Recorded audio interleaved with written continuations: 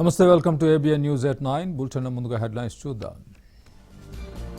శ్రీశైలంలో విద్యుత్ ఉత్పత్తిపై ఏపీ ఫిర్యాదు, ఆపాలని తెలంగాణకు కృష్ణా బోర్డు లేఖ. జాబ్ క్యాలెండర్పై నిరసనలకు దిగిన నిరుద్యోగులు అరెస్ట్, 2 లక్షల ఉద్యోగాలు ఇచ్చామన్న సజ్జల. కరోనా బాధితుల్ని ఆదుకోవాలని టీడీపీ ఆందోళనలు, రేపు చంద్రబాబు ఆధ్వర్యంలో నేతల దీక్షలు. వైసీపీతో సంబంధాలు లేవని చెప్పడమే లక్ష్యం, ప్రభుత్వంపై పోరాటానికి సిద్ధం కావాలని బీజేపీ నిర్ణయం. సీనియర్లను కలిసి మద్దతు కోరుతున్న రేవంత్, రాజకీయ వ్యాఖ్యలు చేయబోనన్న Komatireddy. Telangana inter second year ఫలితాలు విడుదల, కేజీ టు పీజీ ఆన్లైన్ క్లాసులు, ట్యూషన్ ఫీజులు మాత్రమే వసూలు. పాకిస్తాన్ వైపు నుంచి డ్రోన్లతో ఉగ్ర దాడులు, మరో 2ని గుర్తించిన సైన్యం. ట్విట్టర్ తీరుపై మరోసారి విమర్శలు, ఇండియా మ్యాప్ నుంచి లదాఖ్, జమ్మూ కాశ్మీర్ తొలగింపు.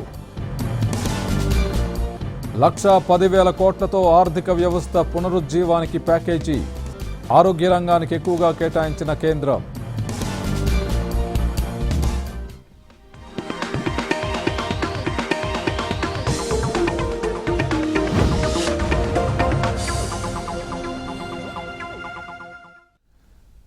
ఆంధ్రప్రదేశ్ తెలంగాణ మధ్య జల వివాదం ముదిరింది. తెలంగాణ విద్యుదుత్పత్తి సంస్థలకు సంబంధించిన ఎడమ విద్యుత్ కేంద్రానికి నీటిని నిలిపేయాలని కేఆర్ఎంబీ ఆదేశించింది. ఇదే డిమాండ్తో ఏపీ ప్రభుత్వం రాసిన లేఖకు కేఆర్ఎంబీ ఈ ఆదేశాలిచ్చింది.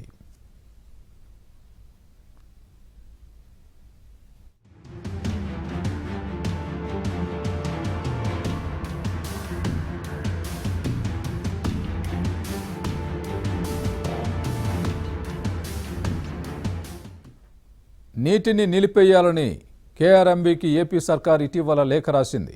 దీంతో తక్షణమే నీటిని ఆపాలని తెలంగాణ విద్యుత్ సంస్థలకు కేఆర్ఎంబీ లేఖ రాసింది. కేఆర్ఎంబీ నిర్ణయంతో ఇప్పుడు తెలంగాణ జెన్కో తీసుకోబోయే నిర్ణయంపై ఉత్కంఠత నెలకొంది.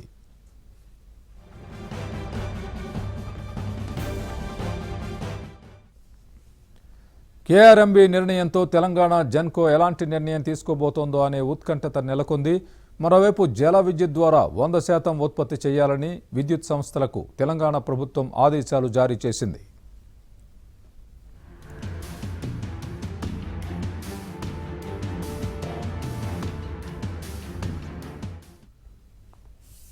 ఏపీ తెలంగాణ మధ్య సాగునీటి ప్రాజెక్టుల వివాదం ఇంకా ముదురుతోంది. రాయలసీమ ప్రాజెక్టును ఎందుకు ఆపడం లేదని మంత్రి శ్రీనివాస్ గౌడ్ ప్రశ్నించారు.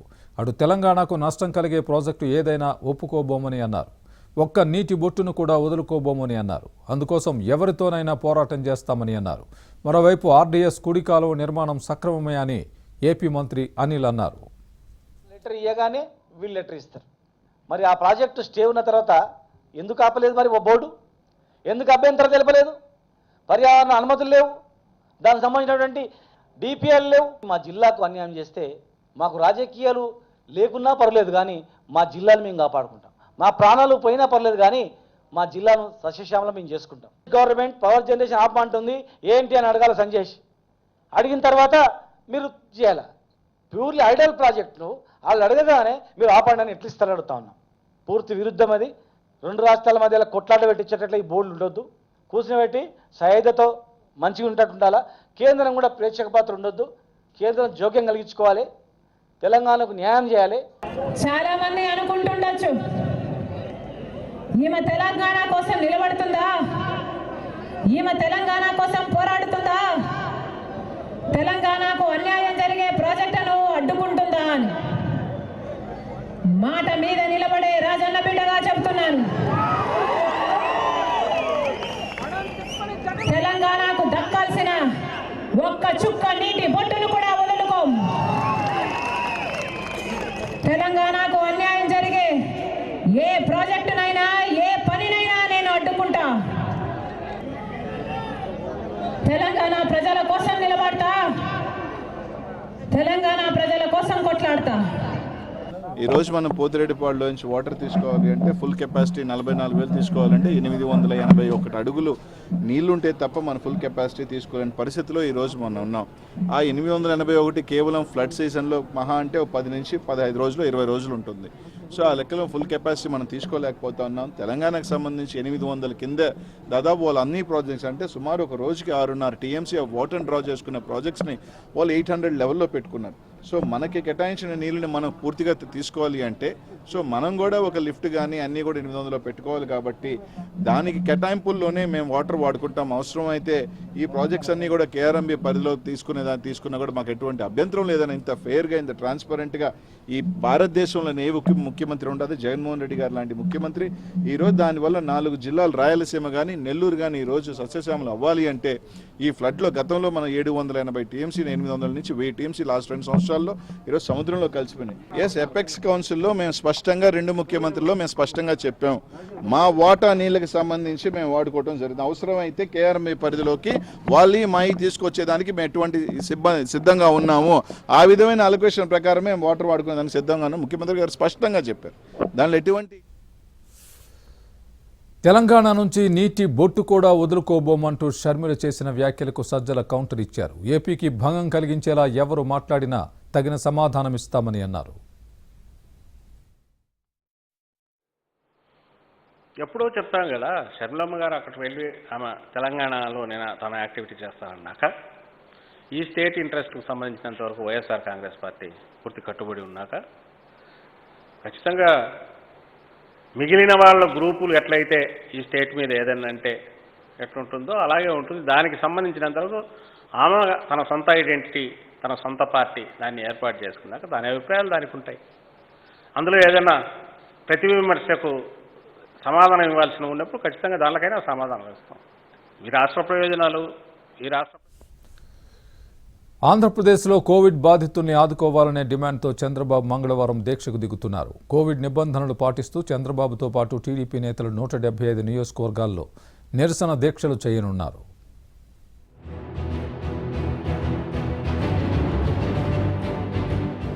కరోనా కారణంగా మృతి చెందిన వారి కుటుంబాలకు 10 లక్షల ఎక్స్గ్రేషియా, ఆక్సిజన్ అందక మరణించిన కుటుంబాలకు 25 లక్షలు నష్టపరిహారం చెల్లించాలంటూ తెలుగుదేశం పార్టీ ఆందోళన చేపట్టింది. కోవిడ్ కారణంగా జీవనోపాధి కోల్పోయిన తెల్ల రేషన్ కార్డు ఉన్న కుటుంబాలకు 10,000 రూపాయలు ఇవ్వాలని తెలుగుదేశం పార్టీ నేతలు తహసీల్దార్లకు, రెవెన్యూ డివిజన్ అధికారులకు, జిల్లా కలెక్టర్లకు విజ్ఞాపన పత్రాలు అందజేశారు. ప్రభుత్వం నుంచి స్పందన లేకపోవడంతో నేరుగా నిరసన దీక్షలకు దిగాలని నిర్ణయించారు. చంద్రబాబు పార్టీ కార్యాలయంలో దీక్ష చేస్తారు. ఆయనతో పాటు పలువురు కీలక నేతలు కూడా కేంద్ర కార్యాలయంలోనే దీక్షలో పాల్గొంటారు. చంద్రన్న బీమా పథకాన్ని రద్దు చేయకపోతే మృతుల కుటుంబాలకు ఇప్పటికే 10 లక్షలు అందేవని, అందుకే ప్రభుత్వం చెల్లించాలని ఏపీ టీడీపీ అధ్యక్షుడు అచ్చెన్నాయుడు డిమాండ్ చేశారు. అధికారం ఉన్నా లేకపోయినా సరే ఇటువంటి కష్టాలు వచ్చినప్పుడు ప్రజల పక్షాన ఉండడం మా పార్టీకి అలవాటు కాబట్టి అనేక కార్యక్రమాలు చేసినప్పటికీ కూడా రాష్ట్రంలో తీవ్రమైనటువంటి నష్టం జరిగింది. ఆ నష్టాన్ని ప్రభుత్వం ఎప్పటికప్పుడు కూడా మేము వారి దృష్టిలో పెట్టినా పట్టించుకోలేదు. అందుకే ఒక ప్రోగ్రాం ఇచ్చాం. బాధ్యతాయుతమైనటువంటి రాజకీయ పార్టీకి ఒక ప్రోగ్రాం ఇచ్చి మండల స్థాయిలో ఎంఆర్ఓస్కి రిప్రజెంటేషన్ ఇచ్చాం. కరోనా వ్యాధి పడి చాలామంది చనిపోయారు.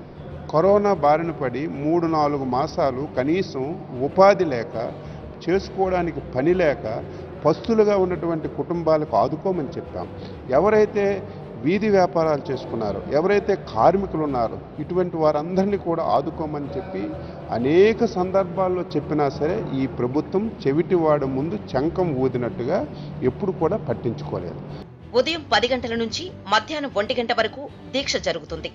ఈ దీక్షలతో ప్రభుత్వం దిగిరాని పక్షంలో భవిష్యత్తు కార్యాచరణ నిర్ణయిస్తామని అచ్చెన్నాయుడు ప్రకటించారు. చంద్రబాబు నాయుడు ఉండేటప్పుడు చంద్రన్న బీమా పెట్టి అది అమలు చేశాం. మేము మళ్ళీ అధికారంలోకి వస్తే 10 లక్షలు ఇస్తామన్నాం. ఇదే రోజు ఆ చంద్రన్న బీమా ఉంటే నువ్వు ఇవ్వాల్సిన అవసరం లేదు. ఆటోమేటిక్గా చచ్చిపోయిన వాళ్ళందరికీ 10 లక్షల రూపాయలు ఇన్సూరెన్స్ వచ్చేది. కనీసం అది కూడా నువ్వు క్యాన్సిల్ చేశావు. కాబట్టి ప్రభుత్వం బాధ్యత వహించి కోవిడ్ బారిన పడి చనిపోయారో వారి కుటుంబానికి 10 లక్షల రూపాయలు ఇమ్మీడియట్గా ఇవ్వాలి, ఇచ్చి తీరాలి. ఇది బాధ్యత ప్రభుత్వానికి. చంద్రబాబు సోమవారం ఉదయం హైదరాబాద్ నుంచి అమరావతి చేరుకున్నారు. ఎయిర్పోర్టులో పలువురు టీడీపీ నేతలు స్వాగతం పలికారు.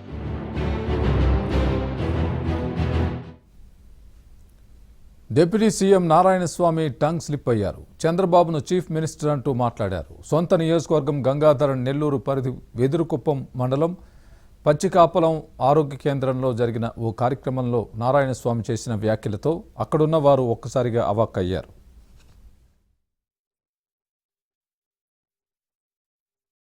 వ్యవస్థ చక్కగా ఉంది. ఒక చీఫ్ మినిస్టర్గా ఉండే చంద్రబాబు నాయుడు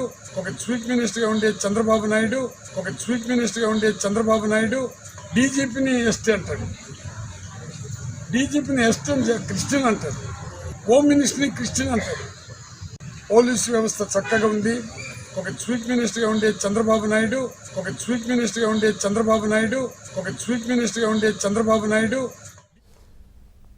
కాంగ్రెస్తో చిరంజీవికి తెగతెంపులు అధికారికమయ్యాయి. ఇప్పటివరకు ఉన్న ఊహాగానాలకు ఉమెన్ చాందీ తెరదించారు. కాంగ్రెస్తో చిరంజీవి లేరని స్పష్టం చేశారు. మరి మున్ముందు తమ్ముడితో అన్నయ్య ఉంటాడా, తటస్థంగా ఉంటారా అనేది ఉత్కంఠతగా మారింది.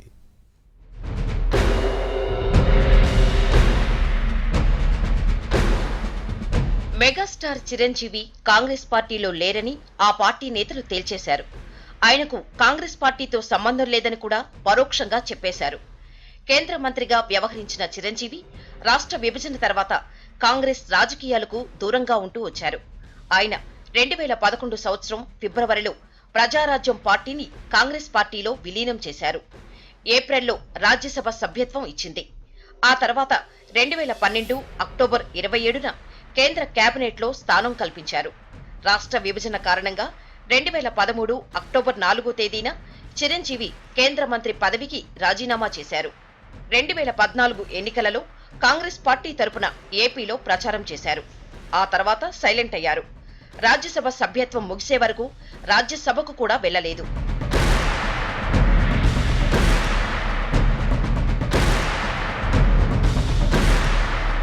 రెండు 2017 నుంచి ఆయన మళ్లీ సినిమాలపై దృష్టి కేంద్రీకరించారు. రాజకీయాలపై స్పందించడం లేదు. కానీ ఇటీవలి కాలంలో ఏపీ సర్కార్ ఏం చేసినా అభినందిస్తున్నారు. 3 రాజధానులకు మద్దతు తెలిపారు. ఫ్యాన్ ఫాలోయింగ్ అధికంగా ఉన్న పవన్ కళ్యాణ్ అన్న నిర్ణయాలపై ఎప్పుడూ నోరు మెదపలేదు. అదేవిధంగా చిరంజీవి కూడా సోదరుడు పవన్ కళ్యాణ్ చేస్తున్న ఉద్యమాలు, ఫ్యాన్ ఫాలోయింగ్పై ఆంతరింగికులను ఆసక్తిగా అడిగి తెలుసుకుంటారని చెబుతుంటారు. అయితే తమ్ముడికి ఇంతవరకు బహిరంగ మద్దతు ప్రకటన చేయలేదు. సినిమా నిర్మాణంలో బిజీగా ఉన్న చిరంజీవి పైగా జగన్ నిర్ణయాలను ప్రశంసిస్తున్న తరుణంలో కాంగ్రెస్ కి సహజంగానే దూరమైపోయారు. ఈ పరిణామాలను గమనించిన రాష్ట్ర వ్యవహారాల ఇన్ఛార్జ్ చాందీ చిరంజీవి కాంగ్రెస్ లో లేరని తేల్చి చెప్పారు. They will come to the party and they will cooperate with the party. So we are quite confident that with the help of all the leaders, the party will strengthen in Andhra Pradesh.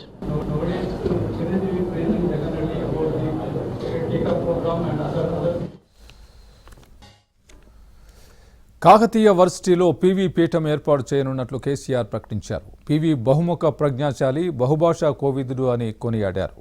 పీవీని ఎంత గౌరవించుకున్నా తక్కువే అని కేసీఆర్ అన్నారు. ఇతర రాష్ట్రాలు ఆదర్శంగా తీసుకునేలా భూ సంస్కరణలు తెచ్చారు. పీవీ స్వయంగా తన 800 ఎకరాల భూమిని ప్రజలకిచ్చారని కేసీఆర్ కొనియాడారు. పీవీ నరసింహారావు శత జయంతి ముగింపు ఉత్సవాలను పీవీ మార్గ్లో ఉన్న జ్ఞానభూమిలో నిర్వహించారు. ఇందులో భాగంగా తమిళసై కేసీఆర్ నెక్లెస్ రోడ్లోని 26 అడుగుల పీవీ కాంస్య విగ్రహాన్ని ఆవిష్కరించారు. విగ్రహానికి నివాళులు అర్పించారు. పీవీ మార్గును ప్రారంభించారు. వారు ఒక కీర్తి శిఖరం, ఒక దీపస్తంభం.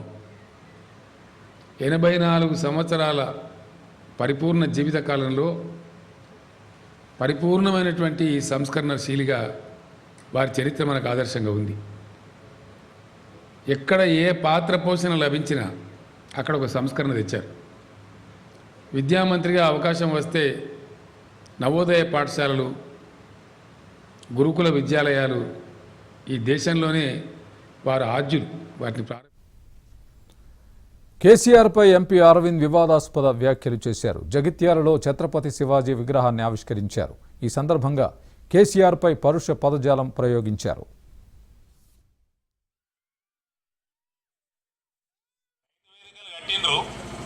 దానికి 10 లక్షలు అయితే 6 లక్షలు మేము ఇచ్చినాము. అది ఆ ముఖ్యమంత్రికి కూడా తెలుసు. ఇంత బాగా కట్టుకుంటే ఫోటోలు ఎత్తుతారు. ఆ దిక్కుమాల మొగానికి మళ్ళీ పాగోట అవసరం. శ్మశాన వాటిక గట కేసీఆర్ బొమ్మను పెట్టు.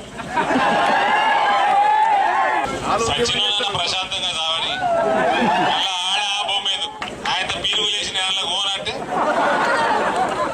కరోనా సమయంలో, మహమ్మారి సమయంలో ఆరోగ్య బీమా పెట్టని ఏకైక దరిద్రుడు, దుర్మార్గుడు, రాక్షసుడు, గలీజ్గాడు, చిల్లరగాడు అంటే ప్రపంచం మొత్తంలో 1 మంది తెలంగాణ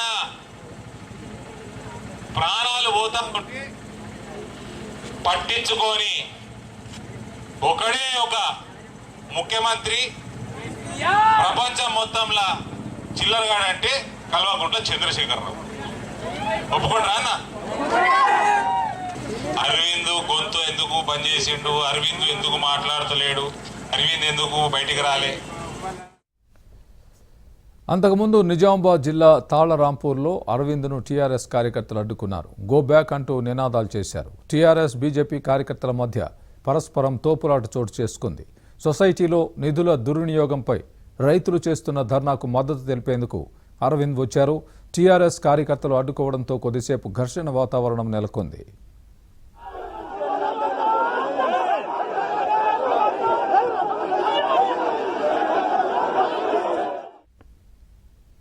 బులెటిన్లో మరో షార్ట్ బ్రేక్ తీసుకుంది. గట్టెక్కేందుకు కేంద్రం ఊరట చర్యల్ని ప్రారంభించింది. 8 రిలీఫ్ ప్యాకేజీలను ప్రకటించింది.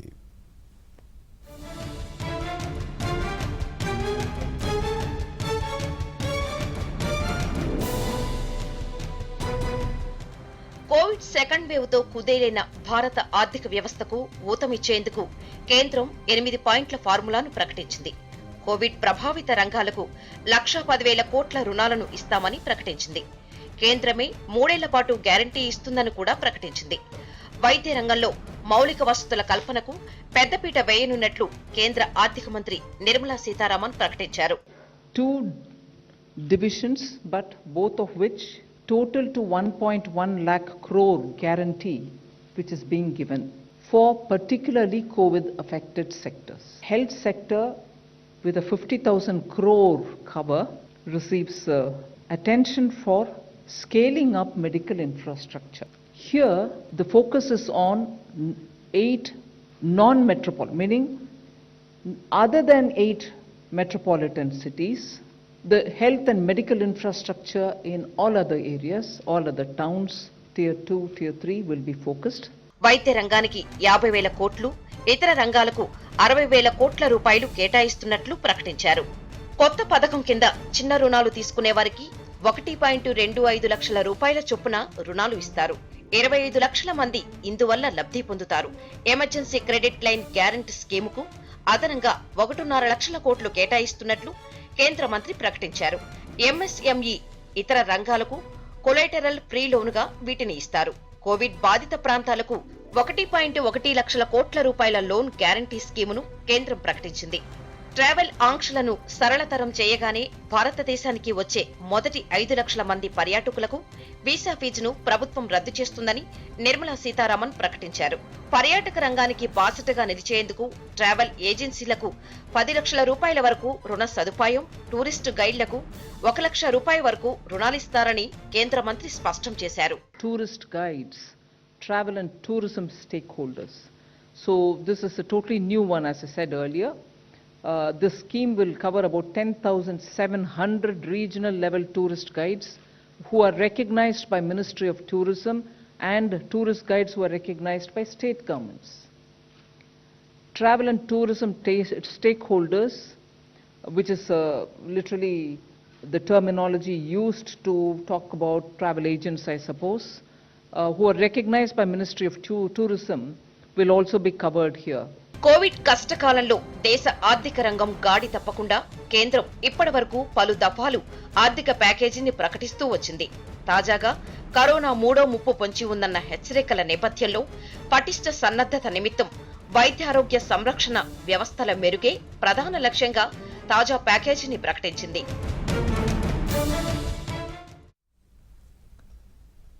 ట్విట్టర్ తన వక్రబుద్ధిని మార్చుకోవడం లేదు. భారత్తో కయ్యానికి కాలు దువ్వుతోంది. కశ్మీర్, లదాఖ్ను వేరే దేశంగా మ్యాప్లో చూపి మరోసారి హద్దులు దాటింది.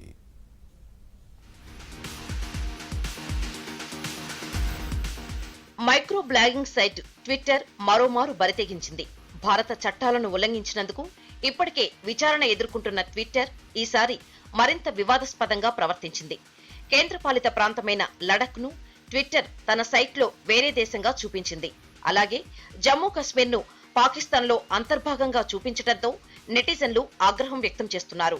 గతేడాది కూడా ట్విట్టర్ ఇలానే ప్రవర్తించింది. లడఖ్ ను చైనాలో అంతర్భాగంగా చూపించి భారత ప్రభుత్వ ఆగ్రహానికి గురైంది. కేంద్రం వివరణ కోరటంతో క్షమాపణలు చెప్పింది. ఇప్పుడు మరోమారు అదే తప్పు చేసింది. అయితే ఈసారి లడఖ్ ను వేరే దేశంగా చూపించింది. ట్విట్టర్ తీరుపై భారత్లో సర్వత్రా ఆగ్రహవేశాలు వ్యక్తమవుతున్నాయి.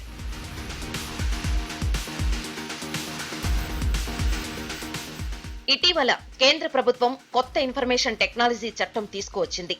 ఈ చట్ట నిబంధనలను ఇతర సంస్థలు అమలు చేస్తున్నా ట్విట్టర్ మాత్రం ఆలోచిస్తుంది.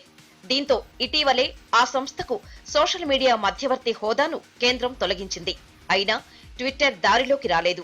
తాము అమెరికా చట్టాలను మాత్రమే ఫాలో అవుతామని చెబుతోంది. గత వారం కేంద్ర ఐటీ మంత్రి రవిశంకర్ ప్రసాద్ ట్విట్టర్ ఖాతాను గంటపాటు నిలిపివేసింది. దీంతో పెద్ద దుమారమే రేగింది.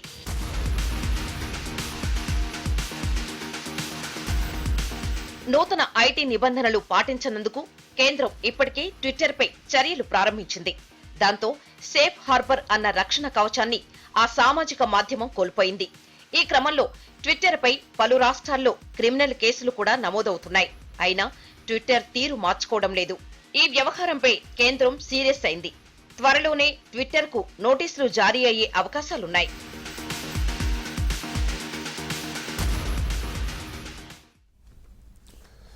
ముంబైలోని 2 వేర్వేరు రైల్వే స్టేషన్లలో ప్రమాదాలు తప్పాయి. రైల్వే పోలీసుల అప్రమత్తతతో 2 ప్రాణాలు నిలిచాయి. లోకల్ ట్రైన్ నుంచి ప్రయాణికుడు దిగే సమయంలో ట్రైన్ కదిలింది. దీంతో ప్రయాణికుడు పట్టుకోల్పోయాడు. ఈ క్రమంలో అక్కడే ఉన్న రోహిత్ అనే పోలీస్ కానిస్టేబుల్ అతన్ని కాపాడాడు.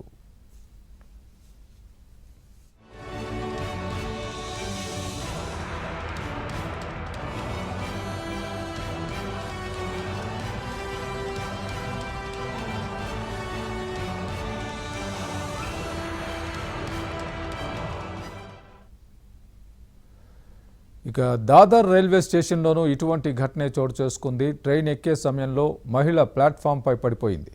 అక్కడే విధులు నిర్వహిస్తున్న పోలీస్ చాకచక్యంగా ఆమెను కాపాడారు.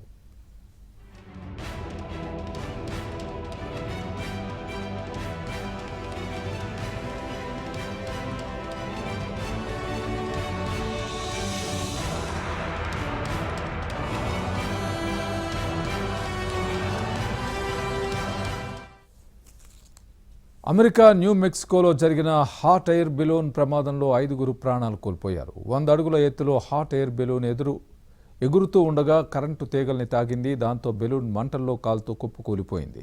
హాట్ ఎయిర్ బెలూన్లను నడపడం చాలా కష్టమని, విపరీతమైన ఈదురుగాలుల వల్ల ఎలాంటి ప్రమాదాలు జరుగుతాయని అధికారులు తెలిపారు.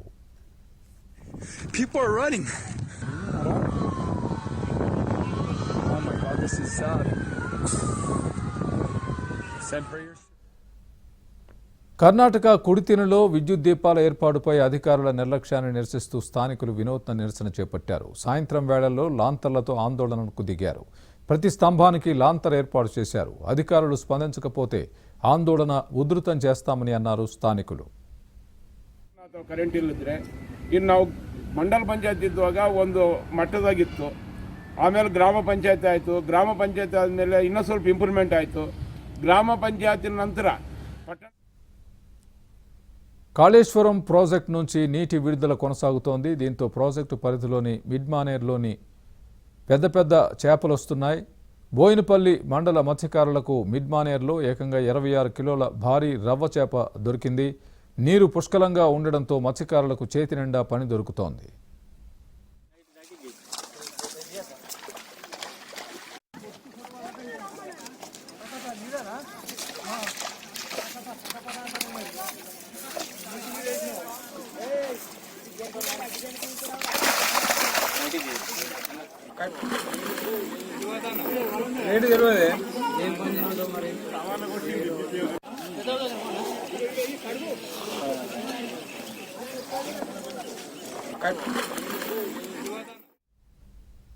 కర్నూలు జిల్లా నందవరం చౌడేశ్వరీదేవి సన్నిధిలో మద్యం బాటిల్ కలకలం రేపుతోంది. అమ్మవారిని దర్శించుకోవడానికి వచ్చే భక్తులు చీరలు, నిమ్మకాయలు, కుంకుమ, పూలు, టెంకాయలు సమర్పించడం మానవాయితీ.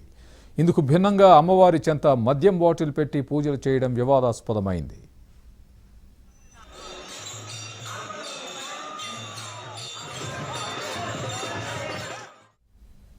చౌడేశ్వరి మాత ఆలయంలో అపచారం జరగడంపై భక్తులు మండిపడుతున్నారు.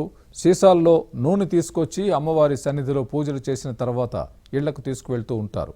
ఇందులో భాగంగానే మద్యం బాటిల్లో నూనె తీసుకువచ్చారా లేక నిజంగా మద్యం బాటిల్నే ఉంచి పూజలు చేశారా అనే అనుమానాలు కలుగుతున్నాయి. ఆలయ అధికారులు దర్యాప్తు చేస్తున్నారు.